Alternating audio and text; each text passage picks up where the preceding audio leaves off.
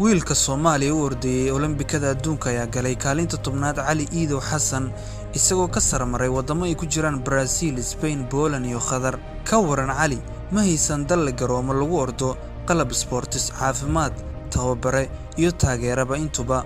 waxa uuna ka orod badshay saakay 184 dawladood oo haystay qalab kasta. hadduu Cali heli lahaa taageero intaa ka badan maxaa laga filan lahaa? wadamo badan ayaa la yaabay heerka Soomaaliya ay ka gaartay ciyaarahan heerka caalamiga anagoona wadankeena soo kabasho ku jira hadda. inaan heerka ka gaarno ciyaaraha Olombikada waxay noo tahay guul. waxaa la arkay wiilka Soomaaliyeed oo 10 ciyaaryahan ee ugu orodka badan tartankan ee 1500 mitir ku jira. waxaa la yaab leh in ciyaaryahankii ugu horeeyay tartankan uu ku orday 3 daqiiqo iyo 40 sekin, halka Cali oo kaalinta tobnaad galayna uu ku orday 3 daqiiqo iyo 43 sekin. waxaana dareemi kartaan xamaasadda ciyaarta iyo sida la isugu dhawaa.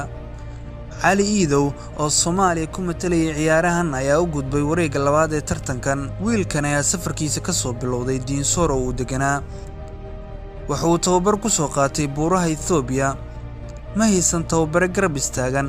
maanta oo tababarihiisa karantiil ayuu ku jiray maadaama laga helay cudurka dunida afeeyay COVID-19. bulshada Soomaaliyeed ayaa guul iyo guul daraba taageeraya Cali Iidow iyagoo ku faraxsan natiijada maanta.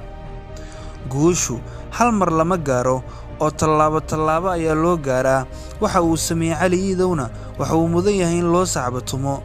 daawade haddii aad nala joogtay ilaa dhamaadka fiidiyowan fadlan follow page-keena Facebook ee Xograac haddii aad naga daawanaysid. haddii aad naga daawanaysid YouTube-keena fadlan subscribe saar. mahadsanid.